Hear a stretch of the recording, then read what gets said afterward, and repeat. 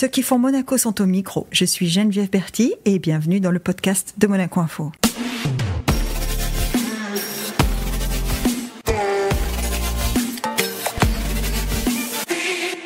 Notre invitée du jour est une femme de cœur. Amoureuse indéfectible de l'art du cirque, militante infatigable contre le sida et maman dévouée. C'est une femme alliant élégance et engagement. Bonjour Altesse. Bonjour. D'abord, merci d'avoir pris un peu de temps et d'être avec nous aujourd'hui. Quand je disais que vous étiez militante infatigable contre le sida, c'est parce que là, on sort d'un enregistrement, d'une émission qui était censée retracer, alors même si c'est difficile, 20 ans d'engagement contre le sida. Est-ce que pour vous, c'était une cause, alors j'allais dire nécessaire, peut-être pas, mais indispensable ? Je pense que c'est aussi un engagement personnel parce que j'ai des amis qui ont été touchés par cette maladie et j'ai vu dans quelle détresse ils étaient et seuls, isolés et de leur famille et tout. Et j'avais les enfants qui rentraient dans l'adolescence et j'ai dit il faut que je fasse quelque chose. D'abord, ça a commencé par Femmes face au sida, en fait, pour les femmes qui étaient énormément touchées par le VIH dont on ne parlait pas et qu'on stigmatisait déjà énormément. Et ensuite, je dis, il faut que je change quelque chose pour que mes enfants puissent s'épanouir et informer et pas être... que ça leur tombe pas dessus, quoi, cette maladie. Donc, oui, parce qu'il y a deux choses. Il y a la prévention dont vous parlez, qui est quand même le nerf de la guerre, si j'ose dire. Mais il y a aussi un aspect encore plus profond que vous venez d'évoquer, c'est-à-dire on s'est retrouvés au tout début, dans les débuts de cette maladie, de cette pathologie, je ne sais pas comment on la qualifie, on s'est retrouvés avec une stigmatisation, un isolement total des gens qui étaient touchés.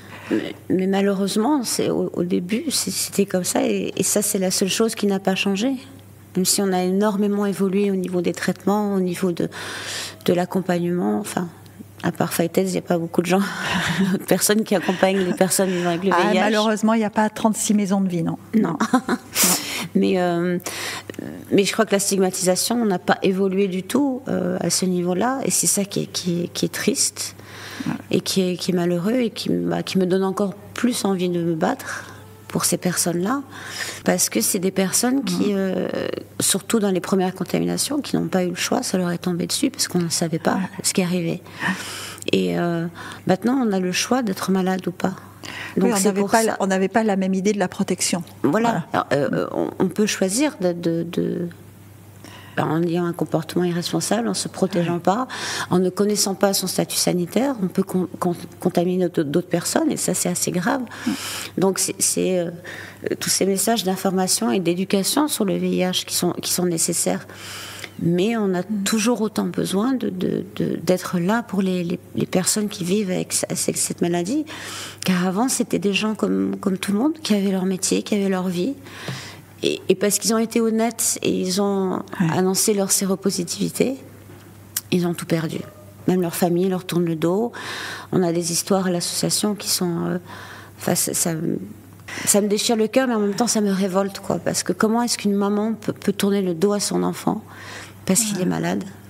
Je ne comprends pas le raisonnement de ces personnes. Et moi, c'est ça qui m'attriste et qui m'afflige. C'est la bêtise, et j'ai toujours dit depuis 20 ans, et c'est une affiliée qui m'avait dit ça, ça s'attrape pas avec le sourire. Non, ça c'est sûr, mais peut-être, alors je dis bien peut-être, même si je n'ai pas de réponse, mais peut-être que cette stigmatisation, ce rejet au départ, c'était parce que la communication des autorités sur le sida était atroce. Elle a assimilé le sida à une communauté en particulier, donc plus particulièrement la communauté homosexuelle, et plus particulièrement la communauté des gens drogués, ou qui avaient en tout cas qui avaient une vie un peu marginale. Est-ce que ça, c'est pas aussi... les autorités sont aussi responsables de Je pense qu'au départ, c'est vrai que c'est parti de ces communautés-là, mais après, ça s'est très très vite répandu. Donc il faut je pense que surtout la bêtise de la stigmatisation et de la discrimination par rapport à une maladie, c'est surtout la désinformation, ou aussi peut-être les gens ne veulent pas ne veulent pas le voir, se voilent la face parce que ça demanderait une introspection sur leur propre comportement, leur propre vie, leurs propres attitudes. Ça les remet face à eux-mêmes. Et ça, c'est peut-être pas... Et parce que c'est une maladie qui s'attrape, on dit que c'est la maladie de l'amour, s'attrape par un rapport sexuel, donc un rapport intime. Et ça dérange les gens. Ça va chercher très loin dans leur comportement, ça c'est sûr. Ouais. Voilà, mais je pense que j'ai toujours dit que pour moi, il n'y a pas de différence dans les souffrances et on n'a pas le droit d'en faire. De dire qu'une maladie ou une souffrance est mieux qu'une autre. Ça c'est sûr. Petite ou grande, c'est toujours de la souffrance, ouais. Quelqu'un qui est malade et qui se bat contre une maladie, on doit le soutenir, on doit l'aider, quelle que soit la maladie. Et là, par contre, les gens qui vivent avec le VIH, par peur de le dire, ils s'isolent. Et ils sont seuls avec leurs secrets. Et c'est là où on intervient avec Fight Aid, c'est qu'on leur montre qu'il y a et ben justement, avec tous les autres affiliés, il y a d'autres personnes qui vivent la même chose qu'eux. Ils ne sont pas seuls. Et nous, on ne juge pas, on s'en fiche de comment ils ont été contaminés. On s'en fiche. Après tout. S'ils veulent nous le dire, nous le disent, mais c'est pas le plus important, c'est qu'on est là, à l'écoute, et on les met en contact avec d'autres gens qui vivent la même chose, qui ont le même quotidien. Parce que nous, on peut les aider jusqu'à un certain point, en étant là avec de la compassion, de l'amour, de l'écoute, mais de savoir exactement ce qu'ils ressentent, ce qu'ils vivent, on ne peut pas, même les bénévoles ne peuvent pas. Oui. Il n'y a qu'un malade qui peut partager avec un autre malade. Voilà, et c'est juste l'association, j'ai toujours voulu qu'on leur rende leur dignité surtout. Et qu'ils n'aient pas honte d'être en vie et d'être là et de vivre avec cette maladie. Il n'y a pas de honte à avoir. D'ailleurs, c'est le sens des actions que vous avez menées, alors qui sont des actions. Alors, vous avez beaucoup donné personnellement pour communiquer, pour faire savoir, pour expliquer. Vous avez construit la maison de vie avec Fight Aid, donc qui a fêté son 14e anniversaire, je crois, récemment. Hein. C'est à 14 ans d'une maison de vie. Alors, la maison de vie, pour ceux qui ne la connaissent pas, ce serait étonnant, mais quand même, c'est un endroit que vous avez voulu, c'est comme un havre de paix pour eux, mais pas seulement. C'est un endroit où ils peuvent réapprendre, ou tout simplement apprendre à vivre avec leur maladie. Oui, c'est un lieu d'apaisement. Et pour les remettre sur le chemin, leur redonner confiance en la vie, confiance en eux surtout, qu'ils sont des êtres humains à part entière, qui sont capables de faire des choses. Alors on a des séjours créatifs où ils peuvent créer et leur ressenti du théâtre. On a pu remarquer aussi que à travers la nutrition, les traitements sont beaucoup mieux tolérés. Ils peuvent être plus efficaces aussi. Enfin, plus efficaces, mais plus tolérés. Mais je pense qu'aussi, pour n'importe quelle maladie, le bien-être intérieur, le médicament marche beaucoup mieux. Oui, ça part de là. On dit toujours la pensée positive. Enfin, le positif commence par l'esprit, oui, et par l'équilibre intérieur, ça c'est sûr. Et justement de se retrouver avec d'autres personnes. Et puis à la maison de vie, on a des séjours à thème. Notamment, il y en a un qui a été très très fort. C'est l'annonce. Comment annoncer la séropositivité. Donc c'est des gens qui vivent le poids de ce secret pendant des années. Ça doit être terrible à vivre. Alors qu'on a envie que la personne nous prenne dans les bras et dire ça va aller, je suis là, mais on n'ose pas le dire. Et ça doit être terrible. Ouais. Et donc la maison de vie, c'est vraiment, j'ai voulu l'appeler maison de vie, pour que les personnes qui y passent reprennent confiance en la vie, en leur vie, et qu'on leur rende leur vie en fait. Oui, parce qu'il faut quand même souligner que même si la médecine ne fait pas les progrès qu'on aurait souhaité face à cette maladie, il y a quand même une évolution, c'est-à-dire que les traitements sont un petit peu moins lourds.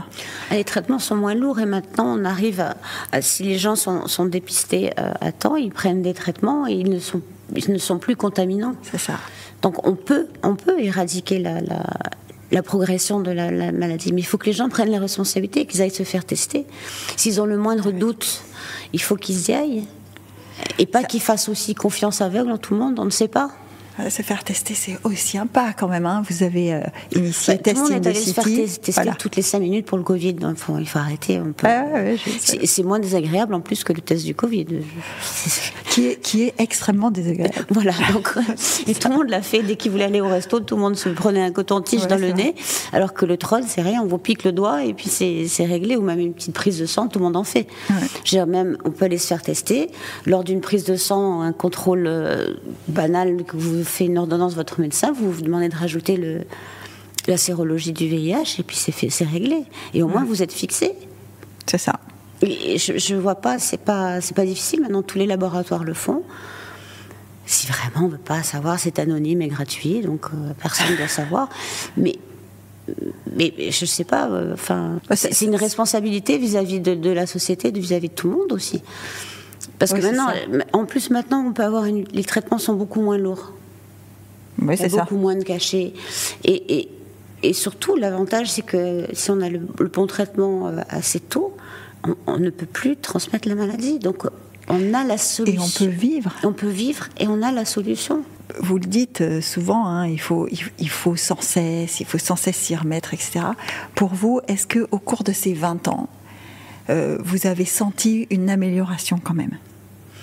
Au niveau des traitements, la prise en charge des patients, oui. Je crois que, mais je vois encore au niveau de l'information et de la connaissance de la maladie, des moyens de contamination, il y a encore, le docteur Taillant nous le disait déjà tout à l'heure, il y a encore, je sais pas, un jeune sur deux qui croit que ça s'attrape en s'embrassant. Je veux dire, les gens, il y a aucune, ça fait 40 ans, plus de 40 ans qu'on rabâche les mêmes choses, mais j'ai l'impression que personne n'écoute, parce qu'ils n'ont pas envie d'écouter, en fait.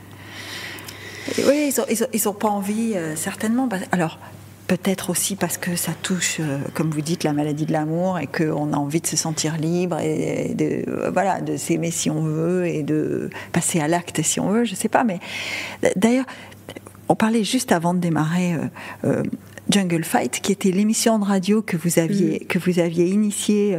C'est un projet un peu, là aussi, parler sida régulièrement à l'antenne, c'était un pari, quoi. Et c'était peut-être pour parler à la jeunesse aussi. Oui, c'était pour la jeunesse. On les avait autour de nous, ils témoignaient, et ils posaient des questions, ne serait-ce aussi que sur des rapports de jeunes, des questions de jeunes sur la sexualité, sur d'autres choses aussi que le VIH. Et je me souviens qu'il y avait des jeunes qui disaient que eux, ils se protégeaient lors d'un rapport sexuel parce qu'ils avaient peur de mettre leur copine enceinte. J'ai dit, du moment que vous protégez, moi je suis contente. Si c'est pour une autre raison, tant mieux. Mais à la fin, c'est le résultat qui compte. Voilà. Mais je crois que c'était important, et je crois qu'à Monaco, on a la chance, c'est qu'on a toute cette génération-là où on a fait beaucoup de sensibilisation dans les collèges, les lycées et tout. Ils ont quand même une connaissance de la maladie et des risques et des moyens de contamination. Qu'on avait fait une fois la même émission avec des jeunes de Carpentras, et on a vu l'énorme différence, quoi. C'est vrai ? Ah oui, ils n'avaient aucune notion. Parce qu'en France, on n'en parle plus. C'est vrai, je regardais quelques chiffres, et c'était affolant d'imaginer que le SIDAction, par exemple, était en baisse chaque année régulièrement. C'est-à-dire que c'est comme s'il y avait un désintérêt. Non, mais les gens ne se sentent plus concernés, alors que le VIH, il n'a pas de barrière sociale ni géographique. Ni géographique. Et quand j'ai pu faire des missions en Afrique du Sud notamment, la volonté de ces pays de s'en sortir, ils ont un réel élan, même sans le gouvernement. Il y a des associations, des gens de quartier, des gens qui sont porteurs de la maladie, ils se battent pour changer les choses. C'est d'ailleurs chez eux que j'ai trouvé l'idée de faire le test in the city, d'aller tester les gens. Parce que les gens ne venaient pas, je suis allée vers eux pour se faire tester sur le chemin de leur travail, ou je sais pas. Et ça marche. Mais ces pays-là, ils ont été encore plus touchés que nous. Et c'est pas une question, comme on a dit avant. C'est pas une question de comportement. De comportement, ils ont dans leur pyramide démographique, il leur manque carrément un étage. Donc ils ont voulu se mobiliser. Donc c'est possible. Parce que maintenant, ils sont presque, sur certains points des recommandations de l'UNICIDA, ils sont presque arrivés à leur but. Et pourquoi on n'est pas capable? Non, parce que non. Pas concerné. Voilà, on est toujours un peu, ça n'arrive qu'aux autres. Voilà. Est-ce que c'était l'idée, ce que je vous disais juste avant de démarrer aussi, je vous disais, ce qui est très étonnant avec vous, c'est que vous auriez pu donner des parrainages, ça se fait, vous auriez pu, mais non, vous êtes sur le terrain, vous dites Test in the City, on vous voit sous la tente, la maison de vie, vous y allez très régulièrement, les ateliers avec les affiliés, vous y êtes à leur contact, vous les connaissez tous par leur nom. mission. Enfin bon, est-ce que c'est important d'incarner personnellement quand même? Moi, je ne sais pas faire autrement. Donc, j'ai toujours dit que Fightheads, je mets ma notoriété et mon image au service de la cause. Donc, je suis devant, mais le plus souvent, je mets la cause devant. Et de temps en temps, je donne sur l'image, je pousse la cause et je me sors ma tête pour qu'on voit que c'est moi. Mais oui, parce que quand vous allez au contact des affiliés, c'est pas de la représentation. Vous passez des journées avec eux. Non, mais il n'y a pas, souvent, il n'y a pas de caméra, il n'y a rien. Je m'en fiche de ça. Mais c'est, je suis comme ça. C'est pour eux que je le fais et si je ne sais pas dans ce dont ils ont besoin, il n'y a pas d'échange. Si je me bats pour que leur quotidien change, pour qu'ils soient mieux, si je ne vois pas moi-même leur sourire, j'ai rien fait alors. C'est mon caractère, c'est peut-être l'éducation que j'ai eue aussi de mes parents. Et quand je m'engage dans quelque chose, je vais jusqu'au bout. Et le bout, c'est eux. C'est pas la représentation. Moi, je m'en fiche. C'est pas ça. Et c'est vrai que j'ai pas choisi la cause la plus noble. J'aurais pu aider, sauver les pingouins de je sais pas où. Mais attention. Ça ne veut pas dire que vous n'aimez pas les animaux, ça. Hein, non, mais il me semble que les animaux occupent une partie importante de votre vie. Il y a beaucoup de gens, qui ont une notoriété, qui s'associent à des causes, mais parce que c'est à la mode ou quoi. Et moi, le moment où j'ai lancé Fightheads, c'était pas vraiment à la mode. Non, c'est le moins qu'on puisse dire. Et c'était pas une cause facile. Et j'ai eu plein de commentaires aussi. De tout, parce que je m'intéressais au VIH, mais bon, moi, je m'en fiche. J'ai continué parce qu'il y avait quelque chose à faire et parce que je savais que je pouvais le faire et parce que j'avais besoin d'aider les gens et d'être là pour eux, de la compassion, parce que j'ai la chance de vivre où je vis, d'être née où je suis née et que tous les gens que j'aime sont en bonne santé et voilà, et donc j'ai besoin de rendre ça. De donner quelque chose en retour. Est-ce que au quotidien, est-ce que c'est toujours facile? Parce qu'il doit y avoir des moments de tristesse aussi quand on est proche comme ça de gens qui vivent des drames et qui vivent des combats aussi difficiles, parce que la recherche a fait des progrès, mais il y a encore des gens qui n'y survivent pas. Est-ce qu'il n'y a pas des moments où on se sent pas impuissant, mais où on a des moments de découragement? Je crois que dans la vie au quotidien, on a des découragements, on a des gens qui partent et il faut juste se dire qu'on a la chance d'être là et penser aux autres qui restent aussi. Et qu'il faut rester fort pour eux. Et je crois que le Fightheads est arrivé dans ma vie à un moment où moi j'étais prête aussi à le faire. J'avais peut-être fait la paix. Vous parliez de cet équilibre qu'il faut avoir pour accepter le traitement. Il faut aussi avoir une certaine force pour s'engager comme ça. Justement, pour pas être trop une éponge et pas trop prendre les malheurs des autres. Et je pense qu'il faut avoir une certaine expérience de vie pour arriver à donner et à pas tout rapporter à sa propre vie en fait. Et c'est pour ça aussi que j'ai beaucoup travaillé avec les enfants malades à la Timone ou à l'Enval, et parce que j'étais capable de le faire à un moment dans sa vie. Je crois qu'il n'y a pas de hasard dans la vie. Et Fightheads est arrivé dans ma vie au bon moment, et voilà, on continue. Fightheads, ça vous a fait aussi vous engager auprès de l'ONU-SIDA, dont d'ailleurs la représentante est venue à Monaco récemment. Est-ce que vous trouvez qu'au niveau mondial, il y a encore des actions dont vous pensez qu'elles sont satisfaisantes? Non, le gros problème avec les projets de l'ONU-SIDA, c'est les moyens. Il y a de plus en plus de pays qui ne contribuent plus à l'ONU-SIDA. Monaco, heureusement, continue. Ouais. Et ils enlèvent leur soutien financier à l'ONU-SIDA parce qu'ils préfèrent investir dans des armes ou des conflits. Pour ceux qui ne savent pas, une agence onusienne est financée par les contributions des pays membres qui le choisissent. Ils ne sont pas tous obligés. Quoi. Voilà. Et donc, je pense que c'est notre monde d'aujourd'hui. On préfère se faire la guerre que sauver les gens qui sont sur notre planète. Quoi. Ouais. Voilà, donc pour moi c'est une régression de l'espèce humaine, mais pour l'avancée de certains, c'est la mort d'autres. Et c'est triste. Et donc avec l'ONU-SIDA, on se bat pour ça, et que surtout qu'il y ait un équilibre. Je sais qu'avec la directrice, le combat de maintenant, on a signé une pétition là, pour que les laboratoires fassent un effort avec les pays en voie de développement et ne fassent pas les mêmes prix que pour c'est ça. Pays. C'est aussi le coût du traitement. Voilà. Donc, et pour les avancées de nouveaux traitements, maintenant, on va sur des traitements de prévention où il y a 2 injections par an. Donc pour l'Afrique, c'est la solution, plutôt que de toujours envoyer des cachets, d'être sûr que pour suivre les personnes qui prennent leur traitement, c'est plus facile. Donc c'est ce combat-là, c'est l'équilibre au niveau des soins. Que ça ne soit pas réservé aux pays dits civilisés, qui en plus ont les traitements à disposition, mais ne les prennent pas, ne se font pas tester, alors qu'il y a des gens qui veulent prendre les traitements et qui ne les ont pas. Donc c'est avec l'ONU-SIDA, on essaye de rétablir cet équilibre-là, avec ces millions de personnes qui veulent être sous traitement, mais qui n'y ont pas accès, et ceux qui l'ont à disposition, mais qui ne le prennent pas. Et qui n'en veulent pas, et qui s'en fichent. Donc voilà, c'est un peu résumer la situation.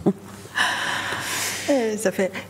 Est-ce que alors là, on est à 20 ans de Fight-Aids. Est-ce que vous imaginez un futur encore pour Fight-Aids? Parce que est-ce que ces 20 ans, ça veut dire pour vous c'est un cap, ou est-ce que parce que je crois qu'il y a un petit changement, c'est que votre directeur va changer. Donc est-ce que bah oui, le temps passe. 20 ans, ça veut dire le temps passe.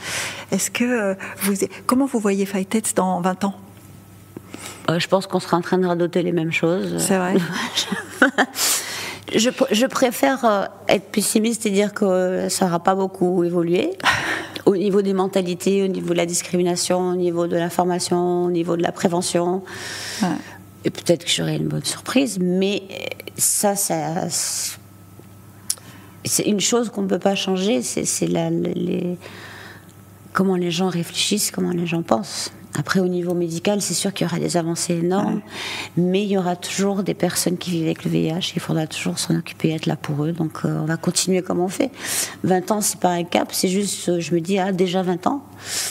Oui, c'est ça, déjà 20 ans. Oui, voilà, c'est juste déjà ça. 20 ans. Et puis bah, on est reparti pour 20 ans, et puis tant que je pourrai, je ferai, et je serai là, et puis la relève est assurée, après ils se débrouilleront les autres. Enfin, vous avez, au cours de ces 20 ans, vous avez croisé la route de gens qui, eux aussi, mettent leur notoriété, ou ont mis, c'est pour ceux qui ont disparu, leur notoriété au service de cette cause. Est-ce qu'il y en a un ou deux, ou un en particulier qui vous vient en mémoire là? Un Desmond Tutu, c'est... Ah bah voilà. Voilà, ça c'est... Alors, vous êtes allé en Afrique du Sud et il est venu ici. Il est venu ici, et pour moi, c'est une des... Enfin, je crois que la plus belle rencontre de ma vie. Ouais. Vraiment, ça m'a tellement apporté. Il s'en est peut-être pas rendu compte, mais il m'a tellement donné et tellement enrichi, quoi. Ouais. Alors voilà l'exemple de quelqu'un qui donnait sans compter. Oui, sans compter. Et sans vouloir de remerciements. Voilà, on est un peu pareil pour ça. Et c'est juste, voilà, le don de soi pour le bonheur des autres. Voilà, Est-ce que vous avez notamment, vos enfants sont tous mobilisés autour de vous, mais notamment Camille qui a créé sa propre association, oui. Pour accompagner ceux qui veulent passer une bonne soirée et les ramener sains et saufs chez eux. Mm-hmm. Est-ce que vous pensez leur avoir transmis ça, cette envie d'aider les autres? Je pense que c'est dans leur ADN. C'est aussi en me voyant faire. Et ils le disent, hein. Oui. Parce que Camille, qui était là avec nous, derrière ses micros, elle a dit, moi, maman m'a tout appris, je l'ai vu faire, j'étais avec elle, et ça m'a donné cette envie. Oui, mais très très jeunes, ils étaient vraiment tout petits, je les emmenais avec moi quand j'allais à l'Enval ou à la Timone pour voir les enfants malades, pour qu'ils se rendent compte qu'ils avaient de la chance. Ah, vous leur avez montré? Ah oui, ils sont venus avec moi jouer avec les enfants qui habitaient à l'hôpital. Ouais. Et quand ils rentraient à la maison, ils faisaient vite le tri de leurs jouets, de leurs pyjamas et tout, parce qu'ils voyaient qu'il y avait des enfants qui n'avaient rien, qui étaient à l'hôpital. Et il fallait aller leur ramener et tout. Et ils ont aussi, quand je m'occupais du centre Princesse Stéphanie pour les handicapés, enfin les handicapés, ils venaient aussi avec moi, avec mes petits. Et ils sont contents, et encore maintenant, quand ils croisent Camille, ils leur font bonjour et tout. Elle est spéciale olympique avec eux. Et pour moi, c'était normal qu'ils partagent ça avec moi. Parce que c'est vrai qu'on a beaucoup parlé de Fight It jusqu'à présent, mais c'est pas le seul engagement que vous avez pris. Vous avez pris des engagements, vous venez de le dire, auprès de la jeunesse handicapée, avec le Centre de la jeunesse Princesse Stéphanie, aussi pour ceux qui ne sont pas handicapés, mais qui ont envie, handicapés ou pas d'ailleurs, de passer des bons moments, d'avoir des activités, de se retrouver. Puis vous avez aussi porté à bout de bras le cirque, le festival international de Monte-Carlo, mais le cirque en général, parce que vous prenez un engagement. Vous faites pas juste du spectacle. Ah non, je fais pas juste au spectacle. C'est ça. Oui. Non, mais c'est important quand même de faire la différence. Il y a les organisateurs de spectacles et puis il y a des gens qui sont engagés comme vous. Peut-être vous me direz, il n'y en a pas assez pour que ce spectacle vivant-là continue d'exister. Oui, c'est pas facile. C'est encore un autre combat, parce que le monde du cirque, et notamment les directeurs, les familles de cirque, c'est pas facile de les réunir, pour qu'ils se battent ensemble contre l'ennemi. Voilà, donc j'ai un peu de soucis avec ça, parce qu'ils sont plus occupés à regarder si l'autre achète un nouveau camion ou un nouveau tracteur ou une nouvelle caravane, plutôt que de... Altesse, ils sont concurrents. Voilà, donc oui, mais bientôt, si on se bat pas ensemble, il y aura plus de cirque du tout. Donc à un moment, il faut... Ah, vous êtes pessimiste quand même là. Je pense que dans certains pays, le mal est fait, oui. Ouais. Par la bêtise. Il y a des pays qui ont pris des arrêtés ministériels. Le cirque traditionnel, qui fait partie de notre patrimoine culturel, qui a plus de 250 ans maintenant, sans animaux, pour moi, ça n'a pas de sens. Peut-être certains animaux, il faut faire la sélection et être intelligent, se mettre autour de la table et voir comment on peut trouver un compromis. Mais faire une généralité des choses, c'est-à-dire qu'il y a maintenant même des villes qui n'acceptent plus les numéros de chiens au cirque. Alors que le chien, c'est quand même un des plus fidèles amis de l'homme. Oui, et alors qu'ils disent que les chiens sont maltraités au cirque, je pense qu'il y a des chiens dans tous les immeubles de toutes les villes au monde qui sont plus maltraités que les chiens au cirque. Sinon la SPA n'existerait pas. Oui, mais même des chiens qui sont enfermés à la maison parce que le patron va travailler de 7h du matin à 7h le soir, ils voient personne, ils sont tout seuls. Alors qu'au cirque... Ce qui n'est pas le cas des vôtres. Ah non, ça non. Non, mais je dirais... Je suis la première à défendre la maltraitance animale, mais la preuve, j'ai récupéré 2 éléphants qui allaient être euthanasiés. Donc je ne peux pas faire mieux que ça, que de me dévouer corps et âme au bien-être animal. Et je pense qu'il ne faut pas mettre tout le monde dans le même panier. Il faut prendre les choses cas par cas. Il y a des gens qui s'occupent très bien d'animaux, qui sont très compétents. Et surtout des gens de cirque où c'est leurs animaux de compagnie. Ils ont élevé au biberon. Ces animaux-là, si on leur enlève, ils vont mourir. Donc, je ne comprends pas les gens qui sont contre ça. Ils n'ont pas réfléchi aux conséquences. Ils veulent arracher des animaux qui connaissent qu'une seule personne. Et les sortent de leur famille, en fait. Ils les sortent de leur famille pour les mettre dans des centres de rétention, comme ils disent, des parcs où ils vont être seuls et ils vont être dans une cage quand même. Donc, quelque part, il n'y a pas de logique. Donc, moi, j'essaye de me battre pour qu'on arrive à trouver une entente, parce qu'à ce moment-là, si on veut traiter le bien-être animal, je ne vais pas me faire des amis en disant ça, mais il faut le faire dans sa globalité. Et pas s'attaquer qu'au cirque. Parce qu'il y a des animaux maltraités partout. Certains centres hippiques ne devraient pas avoir d'animaux. Certains éleveurs de chiens ne devraient pas élever des chiens dans ces conditions-là. Il y a plein de choses. Sans parler aux animaux qui servent à l'agroalimentaire. C'est l'industrie alimentaire, en tout cas. Ça, c'est un autre problème. Mais comme on dit, certains animalistes voulaient même s'attaquer. Ils disent qu'il ne faut pas faire de l'argent. En fait, au cirque, ils disent qu'on exploite les animaux. On se fait de l'argent sur leur dos. Alors à ce moment-là, il ne faut plus de vétérinaires. Parce que les vétérinaires, ils gagnent leur vie avec les animaux. Voilà. Il faut plus de zoos, alors. Non. Et maintenant, les zoos, c'est devenu des parcs immenses et tout ça. Et donc, je ne comprends pas exactement. Et ce qui est fou, dans certaines de ces associations militantes contre les animaux au cirque, ils sont arrivés à ce qu'ils voulaient. En France, la loi va passer, ou pas, la loi d'Ombreval va passer ou pas. Ils ont un peu criminalisé ça, et diabolisé en tout cas. Oui, ils sont venus avec les gendarmes chez Kid Bauer, qui était là il y a 2 ans. Fouiller dans leurs papiers, les traiter comme si c'était des trafiquants.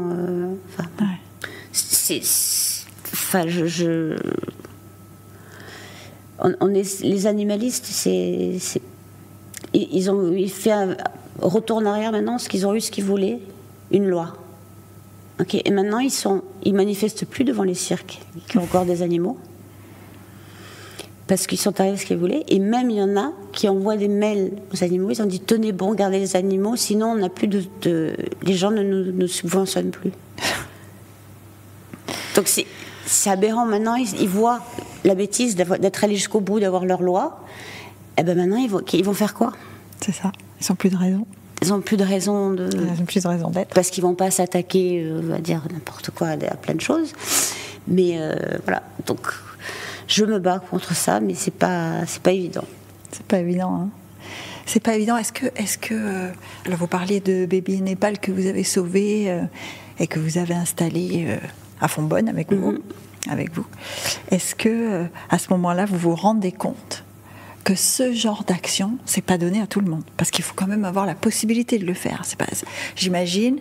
Enfin, je vous le dis benoîtement, hein. J'imagine qu'il faut de l'espace, il faut du temps, il faut de l'argent, il faut des gens qui s'en occupent. Enfin, tout le monde ne peut pas prendre ce genre de décision. Je pense que si on a vraiment envie, on peut le prendre et on peut trouver des solutions. C'est ce que j'ai fait. Parce que vous avez fondé une association, voilà, vous avez fait appel aux dons. J'ai fait appel à la générosité des gens, notamment pour la construction. J'ai été voir des sociétés de construction dans Monaco. J'ai dit, il faut m'aider. Voilà. Oui, c'est ça, il faut m'aider. Il faut m'aider. Il faut que j'ai un endroit où les mettre. Voilà, heureusement, j'ai trouvé une entreprise qui fait du terrassement, qui m'a tout fait gratuitement pour le parc là-haut, parce que la cause plaisait, parce qu'il fallait faire quelque chose. J'ai dit sinon on va les tuer. Donc tout le monde s'est rallié derrière moi, pendant que moi je menais le combat contre l'administration française. et voilà, et c'est encore une fois, je dis, je m'engage pas dans quelque chose que je sais que je ne vais pas arriver au bout. Donc là, je me devais d'aller au bout. Et ça, c'était un peu ma question. Est-ce que vous menez des combats que vous pensez pouvoir gagner? C'est un peu ce que vous venez de dire. Gagner. Je sais pas, par exemple, Fighted, c'est pas gagné. Non. Mais je continue le combat quand même. Parce qu'il faut. C'est vrai. Il faut. Là, pour Baby Népal, j'ai dit que j'allais sauver ces éléphants, donc j'allais le sauver. Je suis pas une menteuse, je suis pas là pour la frime, je suis pas là pour. C'était pas une annonce, quoi. Non, c'est pas pour qu'on parle de moi à la télé ou quoi que ce soit. C'est pas pour ça. C'est parce que j'avais vraiment envie de sauver ces éléphants, parce qu'on allait les tuer pour rien. C'est vrai. Vous les avez suivis presque au quotidien. Hein. Ah oui, au quotidien, oui. Vous étiez avec elles tout le temps. Tout le temps, oui. Est-ce qu'il y a eu des. J'imagine que oui. Hein. Est-ce que vous avez des souvenirs avec elles, des moments qui vous ont marqué? Est-ce qu'il y a un moment, par exemple, quand elles sont arrivées, ça a donné quoi? Elles vous ont reconnu? Est-ce que ça reconnaît? Parce qu'on m'a dit que l'éléphant n'avait qu'un seul maître, c'était son cornac. Mais est-ce qu'il y a quand même des moments où elles vous ont reconnu, elles ont senti? Je pense que quand elles sont arrivées, non, parce qu'elles étaient complètement à l'isolement pendant 12 ans, sans vrai contact humain. 12 ans? Oui. Mon Dieu. Sans avoir été lavée pendant 10 ans, les ongles pas faits, enfin bon. Et je crois qu'au fur et à mesure, nous, au départ, c'était vraiment de l'observation, de voir quels étaient leurs besoins, quelles étaient leurs réactions. Donc on passait des heures juste à les regarder dans le parc, voir comment elles interagissaient. Leur caractère. Leur caractère, de voir quand on leur amenait la nourriture, leurs réactions et tout, pour apprendre à les connaître, pour que nous aussi on soit en sécurité, et elles aussi. Parce que c'est quand même des éléphants qu'on ne connaissait pas, qu'on ne savait pas leur réaction, et ça fait 3 tonnes ou 4 tonnes, il ne faut pas rigoler avec ça. C'est pas un petit chat sur le canapé, hein. Non, et après, je crois qu'avec le temps, ils ont vu qu'on était là pour les aimer, pour les accompagner dans leur fin de vie, et leur donner la vie qu'elles méritaient. Et je suis sûre qu'elles étaient reconnaissantes et qu'elles le savaient. Ouais. Je suis certaine. D'ailleurs, elles ont survécu assez longtemps, hein, à vos côtés. Oui, oui. Quand vous annoncez à vos enfants, vous leur dites « je vais adopter des éléphants ». Ils vous disent quoi? D'abord, c'est Pauline qui m'a alertée qu'elle avait vu un reportage à la télévision sur justement ces 2 éléphantes qui allaient être euthanasiées. Elle me dit maman, tu peux pas laisser faire ça. Et puis, je dis je vais me renseigner sur la situation et tout. Et puis de fil en aiguille, on a tiré une ficelle et puis voilà, c'est venu. Et on les a sauvés. Et puis après, évidemment, ils étaient contents. Et quelquefois pas trop contents parce que je passais beaucoup de temps là-haut et pas assez avec eux. Mais bon. Mais bon, après, ça avait une cohérence, parce que c'était des anciennes éléphantes de cirque, comme étant tellement imbriquées dans le milieu du cirque, j'ai trouvé de suite des gens pour m'aider, des gens qui connaissaient. J'ai retracé l'historique des éléphantes pour savoir qui les avait eu en main, pour avoir plus de renseignements pour elles. Et c'est vrai que le monde du cirque m'a énormément aidé pour accueillir ces éléphantes. Et c'est vraiment une grande famille, là. Voilà. Alors, voilà, vous dites, c'est difficile de les faire asseoir autour d'une table pour qu'ils soient tous, qu'ils se mettent d'accord et qu'ils combattent ensemble. En revanche, le monde du cirque, c'est une grande famille. Quand même. C'est une grande famille. Et comme dans toutes les familles, il y a des dissensions, mais c'est une grande famille. C'est une grande famille, on le voit chaque année au festival. Tout le monde est là pour la même chose, et il n'y a pas de couleur de drapeau, de religion, de machin. C'est pour ça que mon père était tellement attaché aux gens de cirque, parce que c'est la vérité, c'est le spectacle vivant qui ne ment pas, et c'est un exemple, parce que pour avoir vécu avec eux, ils peuvent avoir leurs soucis de famille, leurs soucis de santé, leurs soucis personnels, et ils laissent tout derrière le rideau, et quand ils rentrent en piste, c'est que pour donner du bonheur aux gens. Et après, ils repartent, et ils récupèrent leurs soucis, et ils continuent à vivre. Et c'est encore une fois la même phrase que j'ai dit tout à l'heure, c'est le cirque, c'est le repousser ses limites, et le don de soi pour le bonheur des autres, pour donner du rêve aux gens. Et c'est un exemple de vie, quoi. Mais ça veut dire que c'est un peu ce que vous faites. Oui, c'est pour ça que je me retrouve dans le cirque, et que je pense que mon père aussi, parce qu'il a un peu le même parcours de ça, le don de soi, c'est cette façon de se mettre de côté, de mettre ses soucis, sa vie quotidienne de côté pour s'occuper d'autres choses, quoi. Ouais. Et je pense qu'après, on peut mieux gérer son quotidien si on a ça, parce que ça nous renforce. Et le cirque, moi, ça m'apporte tellement de bonheur, enfin, ça me remplit, quoi. Et puis aussi, c'est vrai que chaque année au festival, c'est mon moment avec mon papa, en fait, parce qu'il est là. Oui, mais vous êtes consciente, je pense. Hein. Les artistes le disent tous quand ils reçoivent leur prix, quand ils donnent des interviews. Tous les artistes qui viennent à Monaco disent que c'est une scène mondialement connue, nécessaire, reconnue, etc. Vous êtes consciente de l'impact que ce festival a sur le monde du cirque? Oui, et c'est pour ça qu'on se doit au Monte Carlo Festival de tenir bon, justement, avec... Parce que tenir bon, ça veut dire que c'est pas simple. Hein. Ouais, c'est pas simple, parce que voilà, il faut qu'on tienne bon. On est les représentants, la référence du cirque traditionnel dans le monde, et il faut qu'on tienne bon, quoi. Et c'est pas facile, et heureusement, les artistes de cirque se renouvellent tout le temps, on n'a jamais de mal à trouver des numéros et tout ça, mais ça, il n'y a pas de souci. Oui, et puis Pauline, pendant presque 10 ans, je crois, a présidé Next Generation, qui était donc une partie du festival, post-festival, qui était consacrée uniquement aux jeunes artistes de cirque et aux numéros en devenir. Maintenant, on l'a englobé dans le grand festival, parce que c'est peut-être plus facile. C'est plus facile, et puis on a souffert, nous, comme tout le monde, post-Covid. On a 2 années sans festival. Nous, on n'a pas de subvention, on fait tout avec un, on fait l'autre. Et donc, c'était très compliqué pour nous de réorganiser ça, de garder tout le matériel, tout le personnel sur place. Donc, on a englobé 4 numéros dans le Festival des Grands. Et c'est incroyable, d'ailleurs. Parce que moi, pour avoir été à l'édition de cette année, c'est tellement naturel. Ils ont leur place, et puis c'est bien. Et en même temps, je pense que ça stimule aussi les artistes confirmés, se disant il vaut mieux que je fasse gaffe, parce que derrière, ça pousse et ça arrive. Ouais. En parlant de derrière, ça pousse et ça arrive, puisqu'on parlait de Pauline à l'instant, on a tous vu la dernière campagne, le lancement de la dernière collection d'Alter Design, la campagne que vous avez accepté d'incarner avec votre fille.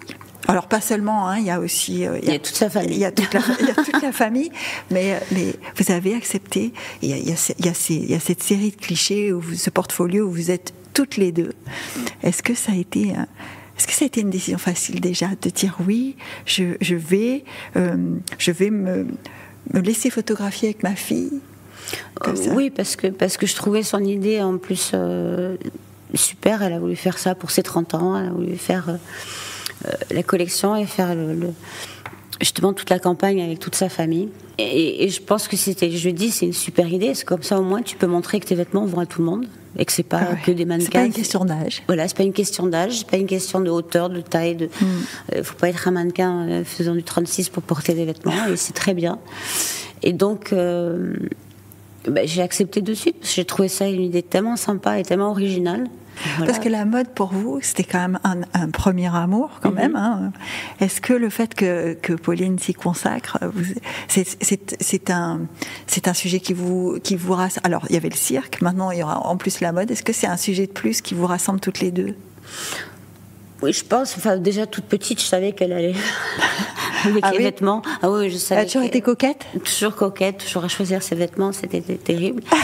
Et c'est sûr que forcément, quand elle a choisi ça, je l'ai mis en garde. J'ai dit attention, c'est pas facile et tout, mais bon, elle a fait quand même. C'est pas un problème. Moi, je dis toujours, la pomme ne tombe pas très loin de l'arbre. C'est certain. Je la trouve quand même très, très, voilà, très volontaire. Mais c'est son choix et elle le fait bien. Elle se bat et c'est pas facile tous les jours. Et ouais, parce que d'aucuns pourraient se dire bon, c'est facile, c'est la fille de la princesse, elle monte à la belle. Ça n'a rien à voir. Ça, justement, elle a monté toute seule. Et je l'aide tant que je peux, parce que c'est ma fille, comme j'aiderais Louis ou comme j'aiderais Camille aussi dans leur projet. Mais elle a voulu faire ça, c'est pas facile. Elle le fait, et puis voilà. Et puis donc, quand on peut donner un coup de pouce et faire un truc sympa, en plus, voilà, c'était rigolo de faire ça avec ma fille, c'est normal. Le rôle de maman pour vous, alors moi j'ai lu, vous avez beaucoup répété, beaucoup dit que c'était le rôle que vous préfériez dans votre vie. C'est pas un rôle, c'est un métier à plein temps, à vie. Alors, c'est un métier difficile ou pas? C'est pas difficile, c'est éprouvant quelquefois émotionnellement, parce que on veut bien faire, mais on veut pas mal faire. Enfin, c'est compliqué en plus. Malheureusement, j'ai pas eu pas assez de temps avec ma maman et moi, donc c'est aussi ça. Ouais. Donc c'est dur de gérer le trop ou pas assez. Ouais. Ouais, c'est une recherche d'équilibre constante. Ouais. Et moi, j'ai toujours en fait privilégié la communication avec mes enfants. En fait, ils peuvent me parler de tout et tout me dire. On en parle et on trouve une solution. Et mon oreille est toujours ouverte et mon épaule est toujours là pour pleurer dessus. Et ça, depuis qu'ils sont tout petits. Et donc, je pense que c'est la meilleure manière de les accompagner. Mais c'est vrai que quand on devient maman, quand ils sont bébés, c'est magique, c'est petit et tout, mais on se rend pas compte que c'est des soucis à vie. On dit toujours, hein, petit souci, grand souci. Ah non, mais c'est voilà. Vous êtes une maman inquiète? Ah oui. Ouais. Trop peut-être. Vous avez tendance à vous inquiéter beaucoup quand ils voyagent, quand ils sont pas là, quand ils sortent. Oui. Oui. Ah, ça, oui, non, mais complètement, j'assume complètement. Et alors, comment vous faites? Parce que moi, j'ai tendance, alors, vous voyez, hier, il a pris la route pour faire 3 heures de route avec son cousin pour partir en vacances. Et je lui ai dit, tu me préviens. Et comme il ne me prévenait pas, j'ai envoyé des textos en disant, tu es arrivé. Ah oui, moi aussi, je suis... Ça va, maman, j'ai oublié, quoi, c'est bon. Oui, non, ça va pas. Moi, je dis, non, ça va pas. Je suis exactement pareil. C'est pas possible, non, ça, il faut pas me faire ça. Et vous êtes, alors, vous dites, j'ai toujours privilégié la communication. Est-ce que vous avez été une maman sévère? Pas assez, sûrement. Pas assez. Mais j'ai toujours essayé d'expliquer les choses à mes enfants. C'est-à-dire sur l'éducation de base, la politesse et tout. J'ai jamais crié ou quoi. Et je voulais qu'ils aient leur propre... qui se rendent compte d'eux-mêmes, c'est-à-dire que oui, j'étais sévère. Vous aviez un niveau d'exigence quand même. Voilà, mais c'était toujours dans la communication. J'essayais d'expliquer pourquoi. Donc, il y a eu des punitions certes, mais j'essayais toujours d'expliquer pourquoi. Voilà, je t'ai demandé de ça, t'as pas écouté, t'as pas fait, t'as traversé Chad.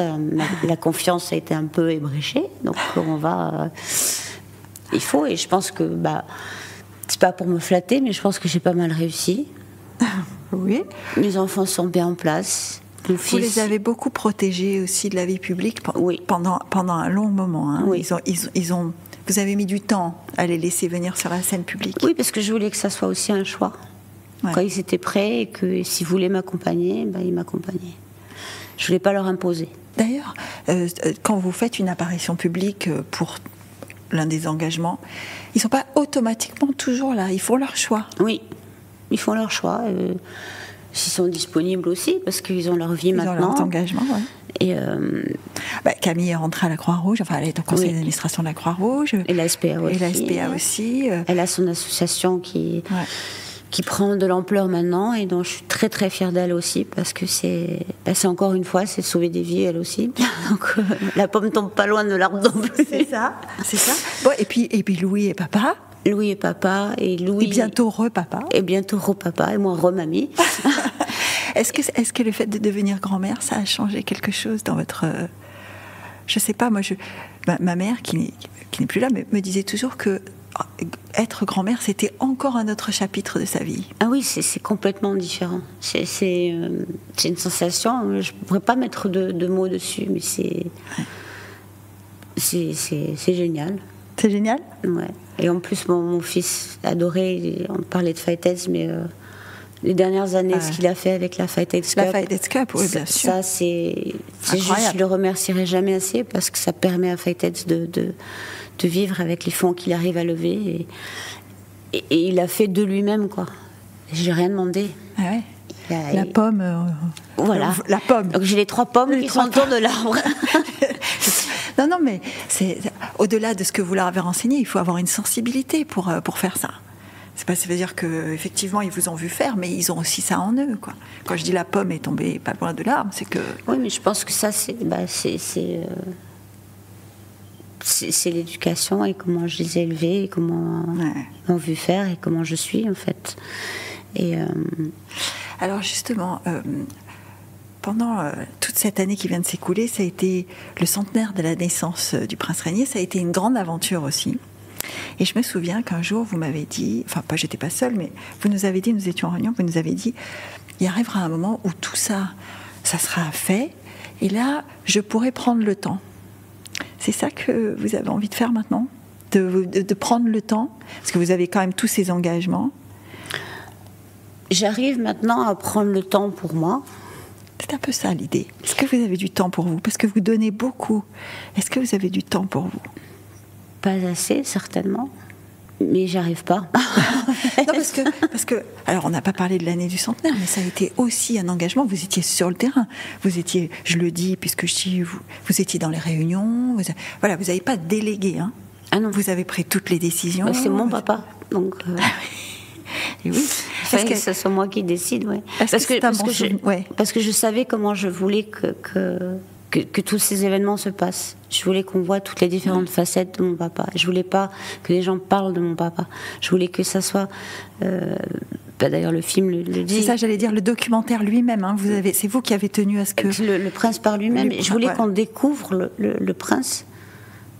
Mais à travers les choses, on a des archives incroyables. On n'a pas besoin de demander aux gens comment il était. Enfin, d'ailleurs, c'est QFD. Hein. C'est-à-dire que... Et de voir, et pour les nouvelles générations, de voir que tout ce qu'on a à Monaco aujourd'hui, la chance qu'on a, on le doit à lui. Et donc le prince Albert continue dans son chemin, avec l'outil que le prince Rainier lui a donné.